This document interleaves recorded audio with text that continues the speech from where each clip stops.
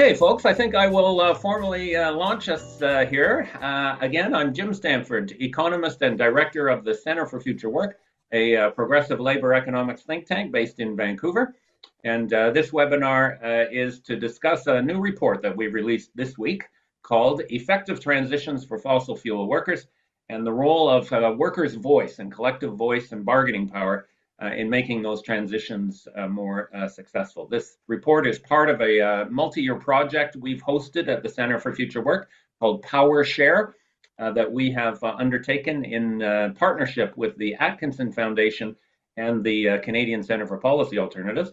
And this is the latest in a series of reports about why workers' voice and collective representation and bargaining power matter in all kinds of different ways. Previous reports have talked about technology and the future of work, racial inequality, and the importance of addressing that. This report talks about the energy transition and the challenges that poses for our labor market. So first of all, I would like to acknowledge that I'm joining the webinar from the unceded traditional lands of the Squamish, Tsleil-Waututh, and Musqueam First Nations out here on the West Coast, and pay my respects to those communities and their struggle for self-determination and fairness. And this is a very important issue, obviously, in climate and energy policy in Canada about respecting Indigenous rights through all of this infatuation with building pipelines. So this land acknowledgement, very important. And please take a moment wherever you're joining from to reflect on the lands that you're inhabiting and working on. We are going to have an excellent panel discussion. It'll be 1 hour, and it's going to be hosted by a great person in the media and journalism space about climate and energy policy, John Woodside. John is the Ottawa Bureau Chief for Canada's National Observer. And I really encourage folks to subscribe to it. First of all, we have to give a fiscal foundation for this type of excellent journalism, and the work that John and his colleagues are doing these days on some of the misinformation and greenwashing that's going on in climate and energy debates right now in Canada is so important. John had an excellent story on Monday, an exclusive lead story about this very report. Please check that out. And John, it's a great pleasure to have you. I'm going to pass the moderator's chair to you. Take it away, and thank you so much for joining us. Thank you, Jim. I really, really appreciate that. And it is so great to be here. I think this is going to be a really interesting conversation today. And it's a really important time to be having this discussion, too. Since Mark Carney was elected, we have seen a number of measures, including climate policy retreats and fossil fuel boosterism with new LNG uh, projects potentially getting the fast track under the Major Projects Office to this latest MOU with Alberta that could see a new pipeline built. All of this is being done in the name of making the Canadian economy more competitive, an environment versus economy frame that I would suggest is incorrect, but nonetheless, this is how it's all being presented right now. And I think the research that just came out this week and that will be being presented here is very timely, and I really hope better informs the national conversation right now around the future of oil and gas, because I think these findings, which I'm sure we'll hear about in just a moment, I think it really, really makes it clear that fossil fuel employment is on the decline and it won't be saved by these new projects. Um, so yes, as Jim mentioned, I recently wrote an article about this research. But one thing that didn't make it into the story was the federal government's position on transitioning fossil fuel workers. They missed the deadline by a long shot. They waited until after the story was published to give me a statement on this. But anyway, just so we have it all here, here's what they said when I asked them if transitioning workers in the fossil fuel sector was a priority. They said, quote, "The Canadian Sustainable Jobs Act does not focus on transitioning workers to or from any specific sectors." And what became apparent to me with this is they're not really taking it seriously. If you are developing a sustainable jobs plan that isn't about transitioning workers to or from anything in particular, and you're just taking a completely sector agnostic view, then you're not grappling with the energy transition that's unfolding and what it means for workers and communities. So With that, I'd like to thank Jim and Kathy Bennett, the co-authors of the report. Jim's already introduced himself, but I'll just quickly mention that Kathy is a longtime labor policy researcher, librarian, and archivist. I think this is some incredible research that's been done. And I think it really speaks to why the transition is so vital. I'm sure we'll hear more about that in a second, but yeah, how about I pass it over to you two? Okay, John, thank you very much. You and I are passing the baton back and forth to each other. Now I'm the co-author of the report. Thank you very much. This is the title of our report, Worker Voice and Effective Transitions for Fossil Fuel Workers in Canada, by myself and Kathy Bennett. I do want to make my personal acknowledgement for Kathy's critical role in this report. She and I have worked together in different capacities for years. She's an amazing researcher, incredible detail, but also ability to sift through that detail and find the themes that matter. And Kathy, it was a pleasure to work with you on this report. I also want to pay some other thanks to our partners in that PowerShare project that I mentioned. The Atkinson Foundation and the CCPA have been partners in that work over the last 4 years, really, that we've been publishing this series of research. We do want to thank the participants in the interviews. Kathy had some detailed in interviews with key informants to learn more nuances about how fossil fuel workers were approaching the changes in their industry and the employment transition. And then we did receive important feedback and input to the report from trade unions and other advocacy groups. And I want to thank everyone for their role. The report is available on our website, centerforfuturework.ca. So please go and see the full report. There are three major sections of the report. The first one describes the scale and the trajectory of current fossil fuel employment in Canada. I'll cover that part of the report in this presentation. The second contains some original data, quantitative and qualitative data, about what fossil fuel workers themselves think about this trend and what would their preferences and priorities be in terms of managing the transition that is coming. Kathy performed that research, and she'll summarize that part of the report. And then we'll come back to me for the last section of the report. What does all this mean for planning for the energy employment transitions?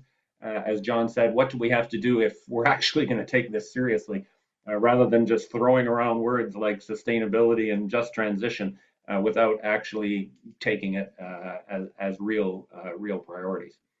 So that's the plan. Let's dive into the first part of it in terms of describing the dimensions and the direction of fossil fuel employment in Canada. Where are we starting from?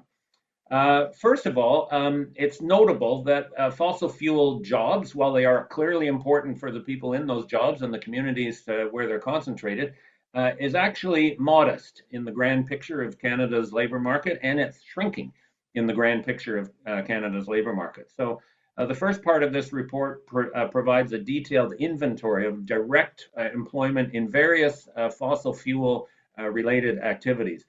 We identified 7 different subsectors here, including upstream oil and gas extraction, the services industries that support the oil and gas industry, coal mining, refining of petroleum products, pipelines, natural gas distribution, and then the 7th section is a portion of our electricity system, the small and shrinking portion that depends on fossil fuels for combustible energy.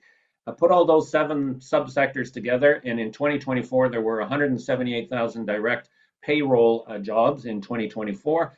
Payroll jobs means we're not counting self-employment here. We're only counting people who are paid a wage or salary for their efforts. 178,000 jobs is less than 1% of total payroll employment in Canada last year.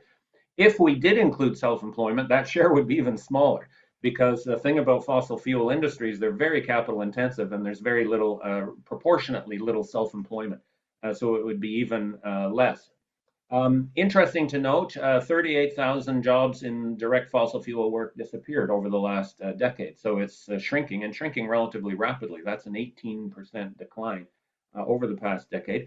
So as a share of total employment in Canada, it declined from 1.4% to under 1% over 10 years. Interesting fun fact here. This is a coincidence. It's not a necessary relationship. But if you extrapolated that pace of decline over the last decade, extrapolated the same pace forward, we'd get to more or less a complete phase out of fossil fuel jobs by 2050, which happens to be the deadline for Canada's net zero commitment, which allegedly the government still believes in. So interesting to say, the fossil fuel employment transition is happening. It is happening. It's happening relatively quickly, and it's happening in a fashion that's consistent with getting to net zero. But that decline was not due to climate policy and can't be blamed on climate policy, no matter how Danielle Smith tries to tilt at windmills in Ottawa. The reality is oil and gas production has grown over that decade and quite significantly. Coal production has declined. That is the one segment of fossil fuel activity that has declined. But oil and gas production, which makes up by far the largest portion of it, has grown by 35% in the case of oil and 24% in the case of gas. So you can't say these job losses were due to climate policy. They were due to corporate decisions about how they hire and fire people. So this is the detail in the report on those 7 subsectors of direct fossil fuel activity. And the total, as I mentioned, under 178,000 jobs, or a little bit less than 1% of total payroll employment, down 38,000 jobs over that decade, and falling by 0.4%. So that's a significant decline in relative employment. That decline is driven by 2 factors. One is a shrinking numerator. The number of fossil fuel jobs has been shrinking, but the denominator, the total base of Canadian employment, has been growing and growing quite rapidly. So both of those factors explain why, in relative terms, fossil fuel employment is shrinking. And this shows the decline in the relative employment share of direct fossil fuel work. It was growing until 2014. That was kind of peak world oil prices. Then the price collapsed after that.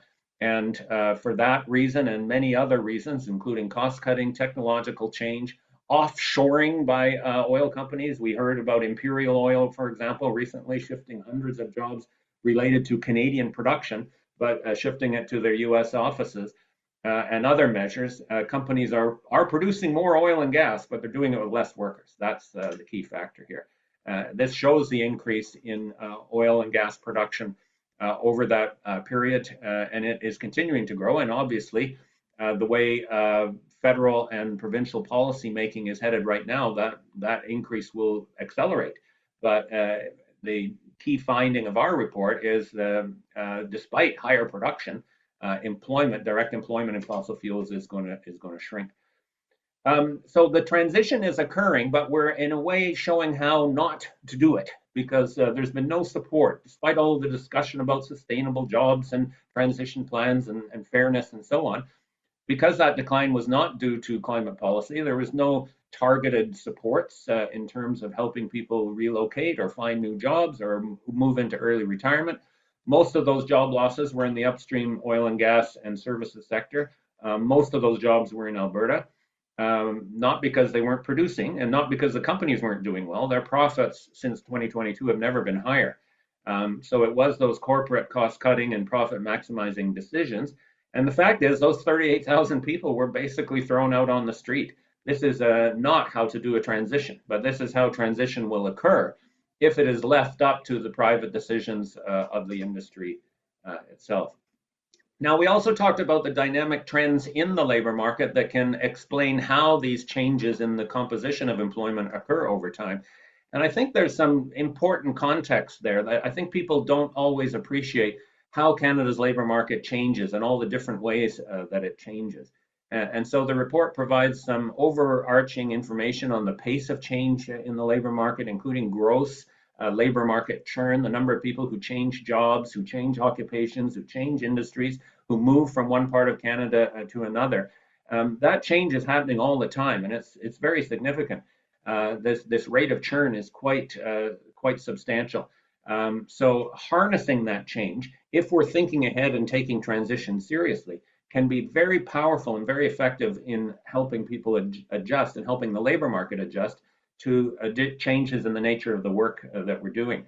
The key ingredient in this is going to be to have a long-term plan, to set a firm 25-year path to the phase out of fossil fuels, rather than just kicking the can down the road. And that will allow people to adjust, to make personal plans that will allow most people to retire the majority of fossil fuel workers could just retire from the job that they're in if the phase out of fossil fuel work occurred gradually and over a long period of time. And that is the wasted opportunity if we just continue to sort of deny and defer and delay the whole process, because then people don't know that the transition can be counted on. And then they start to hope, well, maybe for a young person, maybe I could get a job in the oil and gas sector in Alberta or anywhere else. And in a way, that makes the transition worse because now they're entering an industry that clearly has a limited life expectancy. So it's the analogy here is the duck, the famous duck that floats calmly on the water. That's what the labor market looks like, but it's paddling like crazy underneath. And all of the different dimensions of change that occur on a month-to-month basis can be very powerful in helping the labor market adapt. Another key point here is that the changes in employment that are associated with the phase out of fossil fuels are going to be much, much broader when we understand all of those dimensions of labor market mobility, much broader than just taking people from the oil industry and putting them to work in renewable energy activities and roles. Now, I'm a big believer in the jobs that are going to be created in renewable energy investments. In fact, I co-wrote another report earlier this year called Jobs for Today that estimated how many new construction jobs, just construction jobs, from big investments in renewable energy, energy conservation, and sustainable transportation infrastructure, around up to 350,000 construction jobs, or a 20 to 30% step increase in total construction employment. So those jobs are huge, and they're going to be very important. But the transition away from fossil fuel work is not going to be necessarily, primarily, or even significantly based on taking people from an oil job and putting them to work manufacturing windmills or installing new insulation in a building or whatever those other renewable or sustainable jobs are going to look like. There's a natural tendency, I think, for us to try to connect the dot of shifting away from fossil fuels and investing in renewable energy and think, well, all we have to do is connect those two dots. But in fact, the labor market is a constellation of dots of different jobs, different occupations, and different ways that people can support themselves. And we have to take advantage of all of those dots, not just go from point A to point B. And we show data in the report showing there's all kinds of jobs in other sectors that fossil fuel workers could and would be interested in doing. Our survey data shows they would be in sectors like other resources, construction, transportation, manufacturing, technical services. And the other points to remember, most fossil fuel workers can retire before this happens, so they won't need to find another job. Number two, over half of fossil fuel workers live and work in big cities. This was surprising to me. We think of it as an oil roughneck out in a small town somewhere, but the majority are working in big cities, and that's where the labor markets are the most diverse. So those are other things that help, I think, as we imagine this. So, if you think of where the jobs are today, 1% of jobs in fossil fuels, yeah, we're going to be a net job creator to move to renewables. But why would you concern yourself with just those two tiny segments of the labor market? We need to be looking at the overall picture of all of the jobs that could be done as all things happen, as new jobs are created in other sectors, as people retire, and as people change jobs and locations. So the conclusion of this profile, shifting employment away, a 1% slice of our current labor market away to other jobs over a 25-year period is invisible in macroeconomic or aggregate labor market terms. We've had much, much bigger transitions in Canada's history before. Everything from the collapse of the cod fishery in Newfoundland, which was many times worse than what we're imagining and more sudden, to the decline in manufacturing employment in the 2000s, to all kinds of the crisis in the BC forestry sector. These are all much larger in proportionate terms to what we're contemplating over the next 25 years. Most fossil fuel workers could retire over that period. Maybe 3,000 jobs a year need to actually be shifted from one role to another role, which means if we make it a national priority and give those 3,000 people a year substantial assistance for early retirement, income insurance, relocation, retraining opportunities, it would be peanuts in the grand scheme of the hundreds of billions of dollars we're looking at investing in the energy system. To put $1 billion a year into true transition supports, we could do it without any layoffs whatsoever. We could. It's happened in other countries, like in Germany with the phase out of coal mining. It's happened elsewhere, and it could happen here if we got serious about it. So that is the profile of where we start with. Now I'll pass it to Kathy to discuss what she learned interviewing and surveying fossil fuel workers about how they feel about all this. Kathy, thank you again.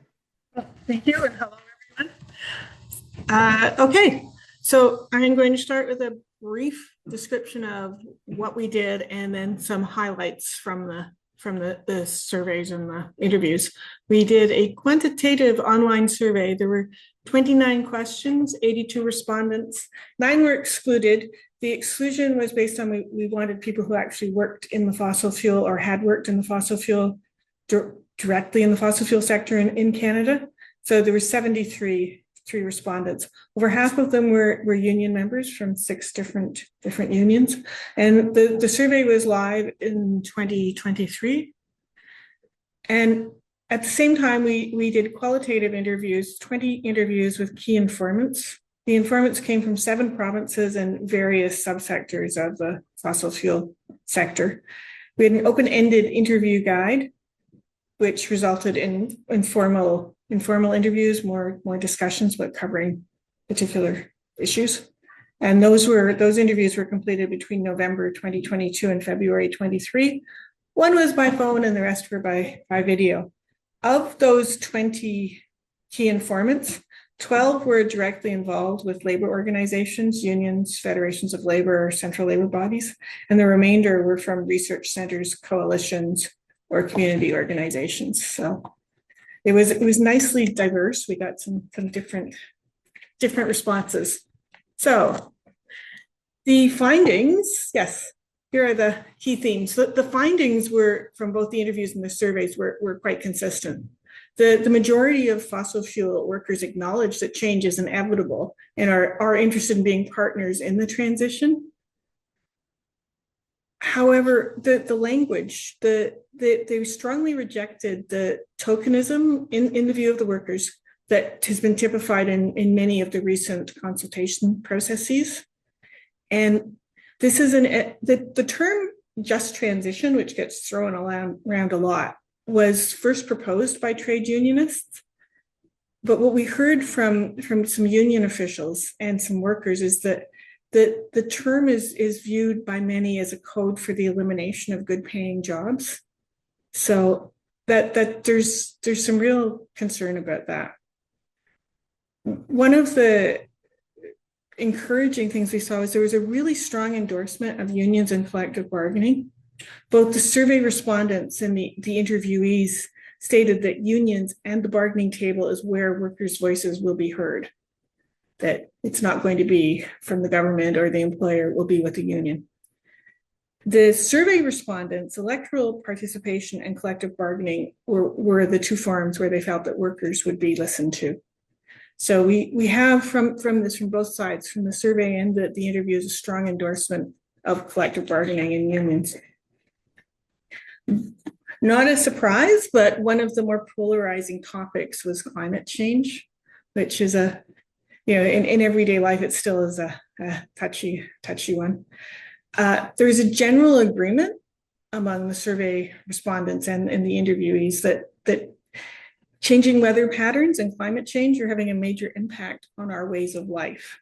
And the linkages between climate change and extreme weather and income security were most obvious when the weather events affected the individuals' lives.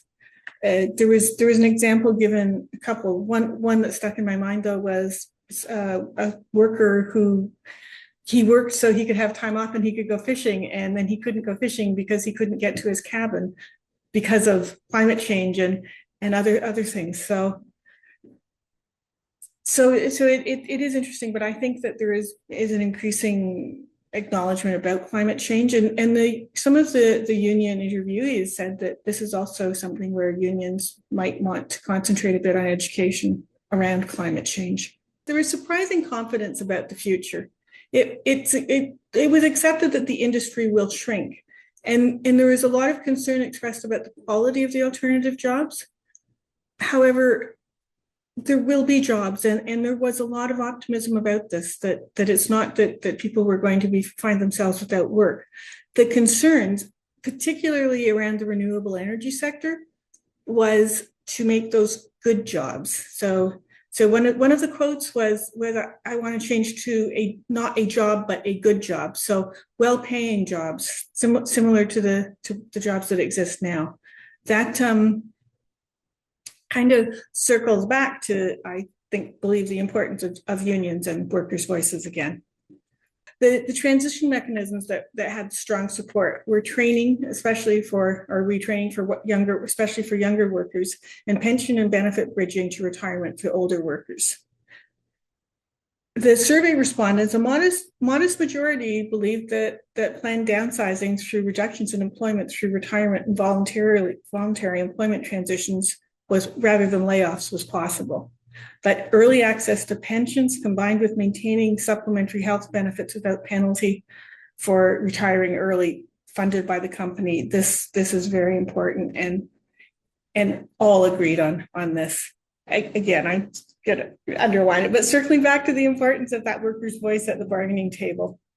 And just one last thing that's not even listed as a key theme, but one that I found was kind of inspiring, is the generational impacts. Both younger workers are concerned about older workers, and the older workers show concern for the younger workers, which is just kind of an inspiring thing about our population. So, and that's it. Back to you, Jim.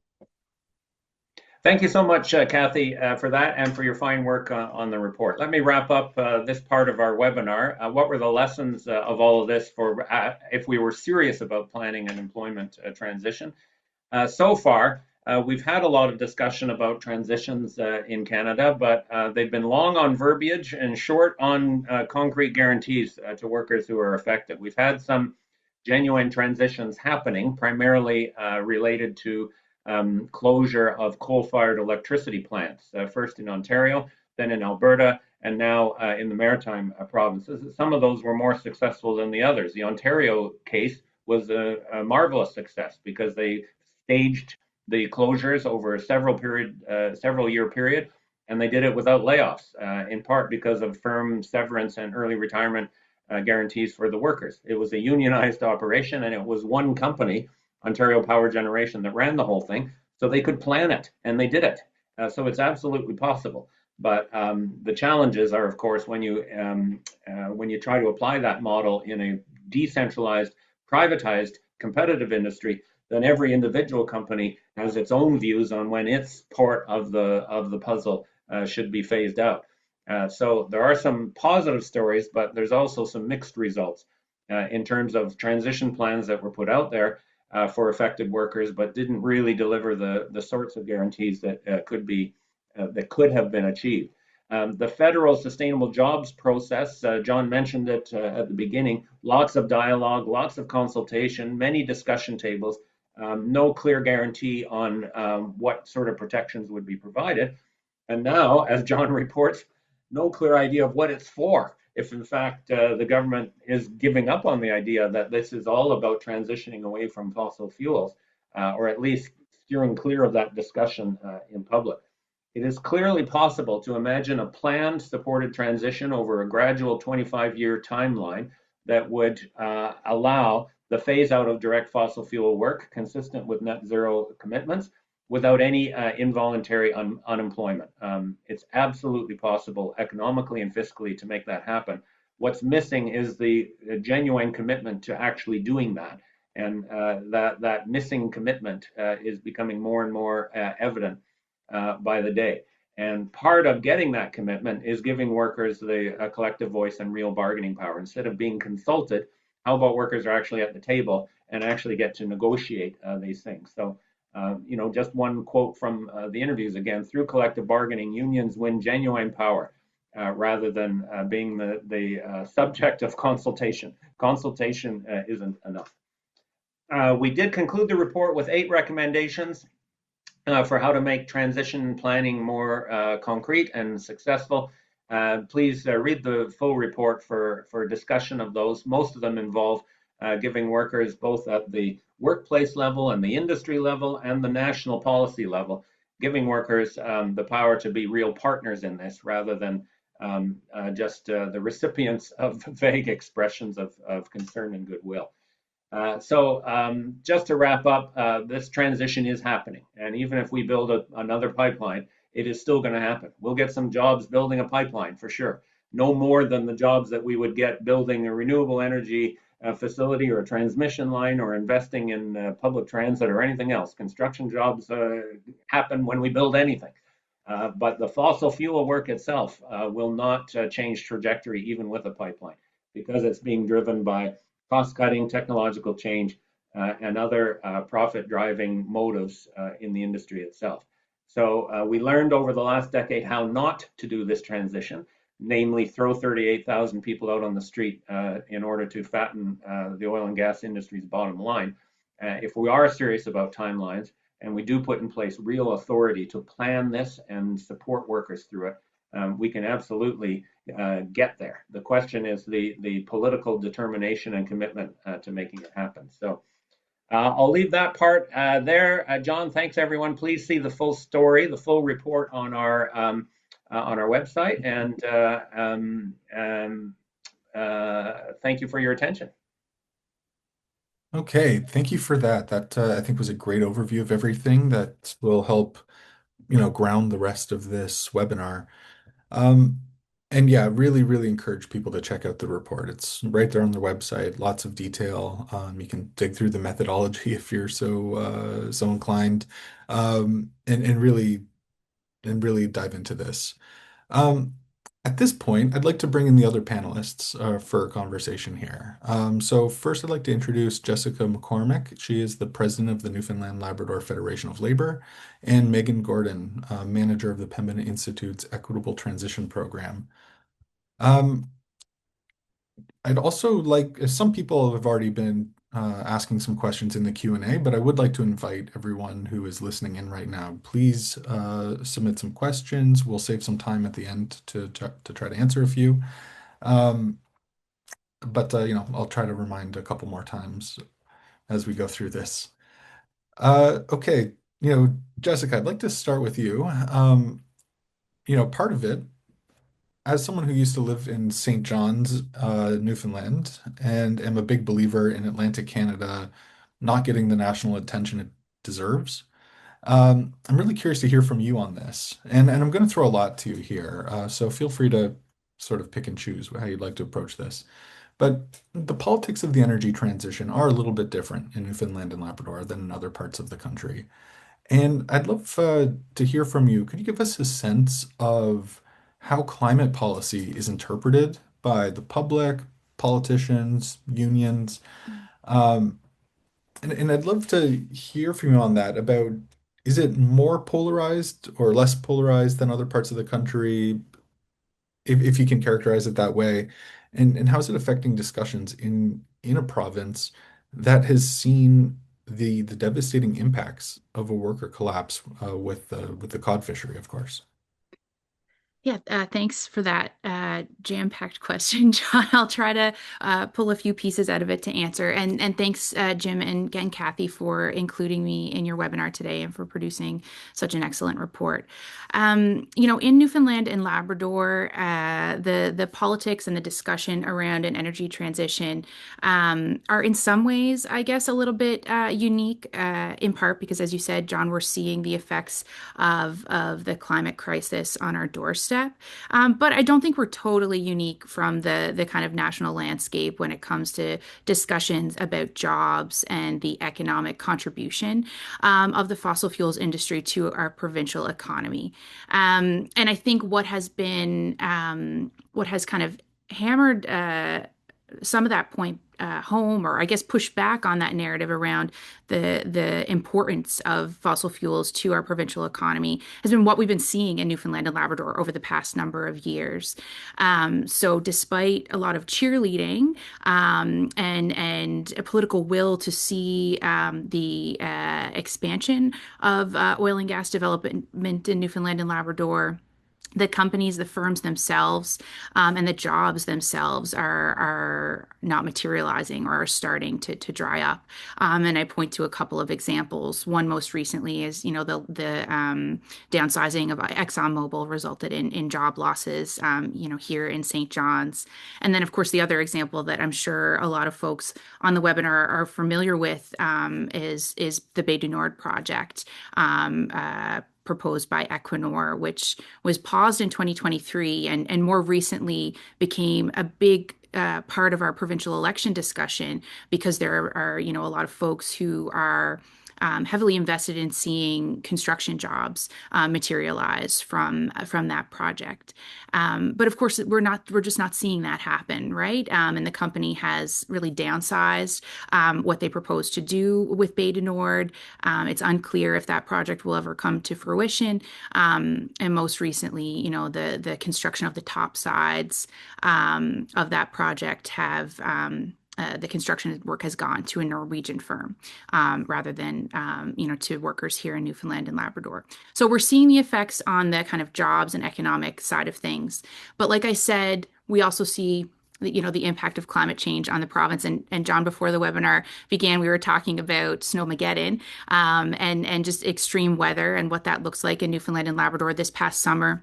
We saw, really serious wildfires around our province that had a really devastating impact, not just on, people's homes, but also on their livelihood and, the occupational health and safety effects of climate change manifesting for a lot of the frontline workers who are responding to extreme weather and to wildfires. In Newfoundland and Labrador, we are trying to propose solutions driven by the labor movement. And so we launched a project, and maybe I'll just pivot to that, John, if that's okay, to talk a little bit about our Just Transition project that the Federation of Labor has been running over the past year. So began in January of 2025. We've been going out and holding worker assemblies, so talking to lots of different types of workers, not just people who are directly employed in oil and gas, but people who are working in the public sector, mail carriers, people who are working in manufacturing, just to talk about the notion of a just transition, what it means, but I think more importantly, to create space within community for people to just share what their thoughts and concerns are. What does just transition mean to you? What could this look like in your community? What kinds of jobs do you think we need in rural parts of Newfoundland and Labrador, as well as in urban centers that move us towards our net zero goals as a country. And so those worker assemblies are ongoing. What we've tried to do over the course of the past year is respond to what we're hearing from people. So in the summer, we spoke a lot about heat stress and how rising temperatures are affecting workers in the workplace, and using that as an opening to talk more about a just transition. Are you somebody that works in construction outside? You're noticing that our summers are warmer. How has climate change impacting your work? Okay, well, now let's use that to talk about what a just transition could look like. And I think Jim alluded to this at the beginning. In Newfoundland and Labrador, we have a history of not preparing for these types of transitions. And obviously the collapse of the cod fishery is the perfect example. The difference here is that we have time in Newfoundland and Labrador to do that planning, to prepare our workforce, but to also make investments in industries that can produce significant good jobs for people in Newfoundland and Labrador. And we're doing a bit of work to kind of zero in on some of these numbers and these possibilities with Jim. And he joined us at our convention just a couple weeks ago to talk about what that labor market could look like if we are making investments in renewable energy, and what types of jobs could be created in construction and manufacturing, for example. So really focusing on opportunities, and that's the way that we are grounding our discussions with workers at our worker assemblies. Tried to cover a lot of ground there, John. I don't know if you have any other follow-ups that you'd like to ask. I think we have a couple of other things coming up on the horizon for this project, including a conference where we're going to bring together our members, workers from across Newfoundland and Labrador in the spring, to talk about what we've heard, but to also put together a roadmap for what the future will look like in Newfoundland and Labrador, a set of demands or a declaration on what a just transition from a labor movement perspective will be, thinking about our collective bargaining rights, thinking about the types of investments that we need, but also connecting it to the other work we do as a labor movement when it comes to protecting and investing in our public services, and what that looks like, both in terms of infrastructure projects, but also making sure that we have adequate access to healthcare and childcare right across the province in the places where we want to build renewable energy projects, so that people can earn a good living with security and access to the supports that they need to build a community. And so that's going to be happening in the spring, and that will kind of lead us into our, more specific legislative and policy work that we need to do. We have a new provincial government in Newfoundland and Labrador who was celebrating being back in the oil business last week. So I think that we have a bit of an uphill battle here to try to gain traction. But what we are seeing on the ground is that there is a strong appetite rooted in, the reality of what is happening to the industry in this province right now, and the reality of the effects of climate change. So in that way, I'm very optimistic about what we can do, the work that we can do with our members in Newfoundland and Labrador. Okay, thank you so much for that. Megan, I'd like to bring you in here now because you recently co-authored a report about oil and gas employment declining in Alberta, even though oil production and profits have been growing. And I'm hoping you can elaborate on this, what might appear to be a contradiction to some people, right? More production, fewer jobs.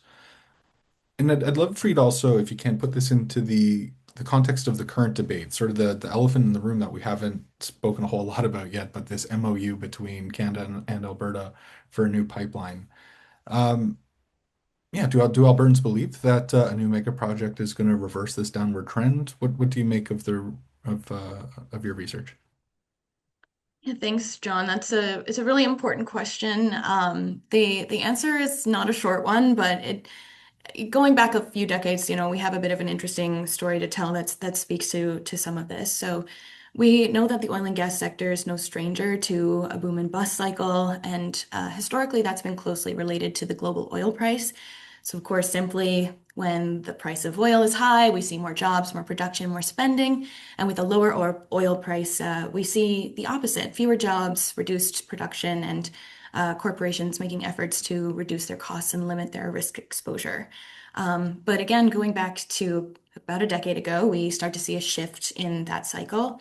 So in 2013, Western Canadian Select was trading for about $80 a barrel, and that was an incredible time for the oil sands. There was plentiful jobs, and someone might be able to walk out of high school into a six-figure salary career.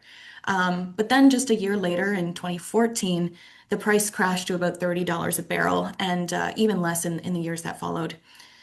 So by the end of 2015, as Jim mentioned, this was the start of a major wave of job loss in the industry. We saw about 35,000 jobs lost in that time, most of which were in Alberta, and we saw unemployment doubling in the province during that same time period. So coming back to more recent times, there's been some recovery in the global oil price, and production has increased significantly, almost by about 50%. But the same volume of jobs really hasn't come alongside that. We saw peak employment in the oil sands in 2013 at around 220,000 jobs, whereas today, as Jim notes, the sector employs about only 178,000, despite those production increases. And that means that employment's shrunk by about 17-18% over a decade. And based on our analysis in this report, we were theorizing this is unlikely to rebound to those peak employment levels again. So in other words, we're really not seeing that boom and bust cycle anymore. We're seeing a real fundamental shift in how oil companies are doing their business. So if your question is, how does the oil industry produce more and more barrels with fewer and fewer workers, is really because this has been a strategic goal of the industry for around a decade, and they've been really successful at achieving that. So In a Mhm. report, we point to about three trends that sort of help unpack that phenomenon. Potentially the most obvious thing is that the oil and gas industry started to automate their jobs. They're replacing humans with technology. Major companies are purchasing autonomous mining trucks, meaning they don't have to replace workers who retire. So a lot of the time that can happen quietly and potentially undetected without the announcement of major layoffs. Of course, automations, that's not unique to the oil and gas sector. We're seeing that trend across many different industries. But particularly for this industry, we see one report estimating that, up to 20% of retiring workers could be replaced with technology by 2030. And similarly, with the rise of AI becoming quite ubiquitous these days, uh, white collar jobs are also at risk and could be shed in a similar fashion. A second trend, we're noticing that companies can achieve more efficiencies through mergers and acquisitions. These are becoming more common, and that often translates into a reduced company headcount. We see one report estimating between 2021 and 2022, around 7,000 job losses occurred in the oil and gas sector that were attributable to that kind of behavior. Um, and that includes a 2022 Cenovus Husky merger, which resulted in more than 2,000 job cuts. Just last month, we saw Cenovus acquire MEG Energy, with the company announcing intentions to undertake some cost-cutting measures, and we expect layoffs to come alongside that. And then finally, one of the reasons we often see production increases come with large-scale job creation is from new capital projects. But the third trend we're noticing is that we're just not seeing companies making those same kinds of investments in greenfield projects and other major infrastructure that we did back in those heydays of 2012, 2013. We saw profits during that time being reinvested to expand production, and companies were really trying to take advantage of the preferential market conditions they were seeing, which was creating a lot of wealth. And it was creating this swell of jobs, particularly in construction engineering, which is important to note, we're really just temporary through the construction phase. But today we're seeing companies returning profits to shareholders rather than being reinvested. And so that indicates that the industry is behaving a little more cautiously and is more adverse to the risks associated with major spending on new infrastructure. And because, like many of the industry's own projections indicate, the demand for projects is likely to start tapering off in 2030, and the future markets for their products is uncertain. So companies are actively seeking to produce more with fewer workers in order to stay lean in an environment where we're seeing more uncertainty for the future of fossil fuel products. So I guess what does that mean for a pipeline? The elephant in the room, as you mentioned.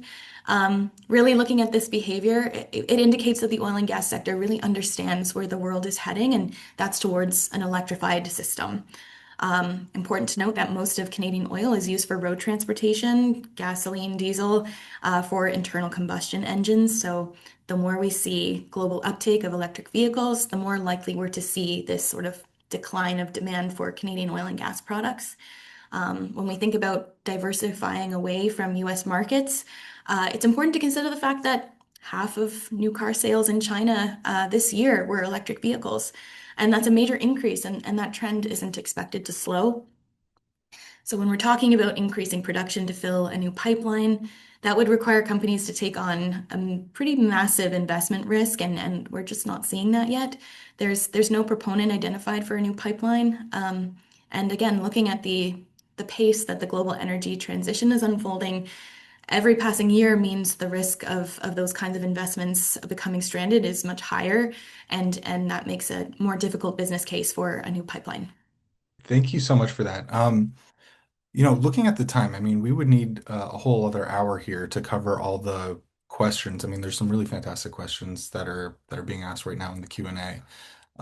So I'm going to just start by saying I apologize to everyone whose question we're not going to get to. Function of the time. Um, but there's a couple themes I want to touch on here. So, trust that even if I'm not asking your question directly, I'm trying to capture the theme of it. Um, there are two questions that I'd like to read out, and I think they're interesting to put side by side. This is why I've chosen these two. And I'd like to ask everyone on the panel this question. Please feel free to take it how you like. But the two questions I want to read out here are, what would it take for the federal government to shift the conversation from climate policy is the threat to jobs to the real economic threat is failing to plan for a transition that's already underway? So while honestly acknowledging the job losses and essentially diffusing the narrative that climate policy is an attack on workers. That's one question. But I think another one that's really interesting to put side by side here is another commenter who says, can workers and their unions take charge of driving this planned multi-decade transition at the bargaining table? The question goes on to say, for the first time in ages, pension plans are in significant surplus. Employers want to pocket the surplus, but could unions demand that employers establish and in some cases restore early retirement incentives to facilitate retirements and the orderly transition? Um, so I think these are two interesting ones to put together, right? We're talking about how do we diffuse the narrative that climate change and transitioning workers is a threat, and then what's the role of unions and bargaining at the table here? So if any of you have thoughts and want to jump in right away, I mean, go for it. But Yeah, maybe sure, John. yeah, I'll take go a for it, Ken. crack at that. On the first part, what is it going to take to change the government's narrative on it all? I think the facts are there. I think the government understands that there are huge job opportunities with the energy transition, and I think they understand that transition is going to happen. But they are clearly being swayed by the intense political pressure that they're facing from the vested interest that is making unparalleled profits from the extraction and use of fossil fuels. And that political pressure is felt in all kinds of ways, including directly on the government through advertising and trying to change public narratives, through funding of think tanks and astroturf campaigns, through regional differences and wielding the schism between Alberta and Ottawa as a weapon in all this. So I think what it's going to take to change the federal government's position is going to be to exert equal and ultimately stronger political pressure on them from the other side, from people who say, wait a minute, we've got huge opportunities here, not just for good jobs in the future, but a livable environment in the future. And we're not going to allow that to be taken away. And right now, because people are confused and threatened by Trump's tariffs and all the uncertainty that's come with it, they're very vulnerable to that jobs versus the environment narrative, which is quite false. So I think it's going to take education and organizing and mobilizing to push the government. No, we aren't going to allow these good jobs to disappear. The good jobs that would occur if we were really investing in the transition like we need to. I appreciate that. Also because it was a nice tight answer, and we've only got a few minutes left before we're cut off. Um, Maybe Jessica, would you like to go? Yeah, and I agree with Jim's points there on diffusing the narrative. On the piece about, unions and what can unions do. I mean, this is the greatest and most powerful tool that we have as unions and as a labor movement, is to, leverage our collective power through the collective bargaining process, to negotiate provisions and agreements that will protect our members and prioritize a fair and just transition. And so I think we have to take up that work as a labor movement, to share information across unions and across sectors about what is working well, because there is good work happening across jurisdictions, and to be honest about the reality of how this industry contributes or does not contribute to our provincial economy in Newfoundland and Labrador. It's a smaller share of the GDP than I think people like to assume, and the royalties account for a very small proportion of our provincial revenue. So we've got to get out there and talk to our members who have been, made to think that or fear, what that future looks like. So doing that education on the economics of it all, and then using the collective bargaining process to protect our members. I think that has to be the key priority for the labor movement in the years ahead. Great. Thank you for that. Megan, do you want to go and then we'll give Kathy the final word on this question? Sure, I'll try and keep it brief. I think, yeah, again, important to note, like the discussion and divisiveness around oil and gas takes up a lot of space and probably not proportionate space to its real contributions to overall employment and GDP. Jim's report shows, again, it's really that 1% employment. When you look at manufacturing in Canada, that's 9% of employment. the employment question alone, again, can be managed over several decades. It is convenient for companies to sort of point to environmental policy as a, really shadowing some of the job shedding behavior that's occurring. But like Jim's modeling shows, like our modeling shows, that growth in clean economy jobs is more than going to make up for the loss of conventional energy jobs.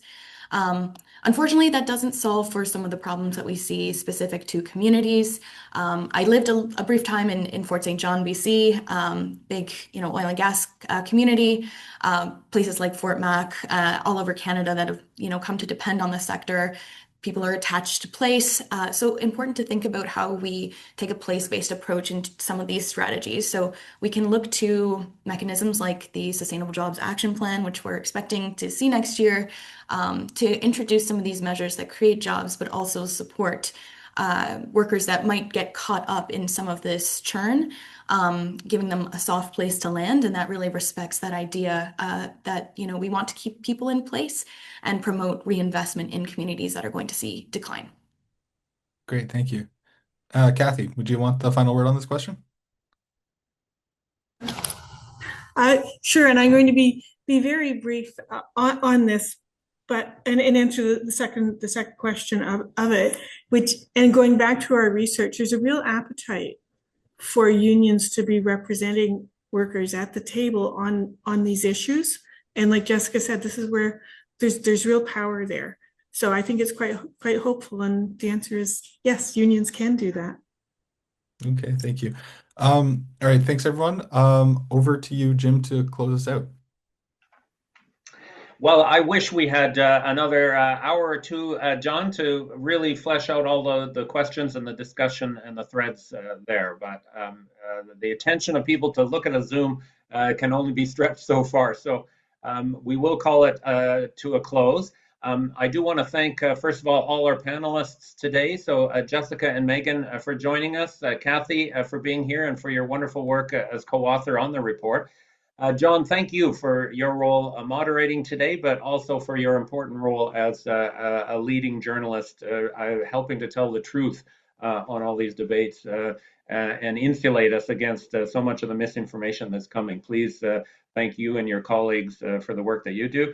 I want to thank the audience who joined us today for your interest in this issue and your own personal efforts to advocate for a sustainable future. Please visit our website, centerforfuturework.ca, for the full report. And then we will post a recording of the webinar on the website in the coming days. So you'll be able to watch it or share it through your networks as we go forward. So thank you all very much for joining us today. Best wishes as we work towards an economy that can offer good, stable jobs and a livable environment at the same time. It is absolutely possible. Okay, thank you, everyone, and goodbye until next time. Thank you.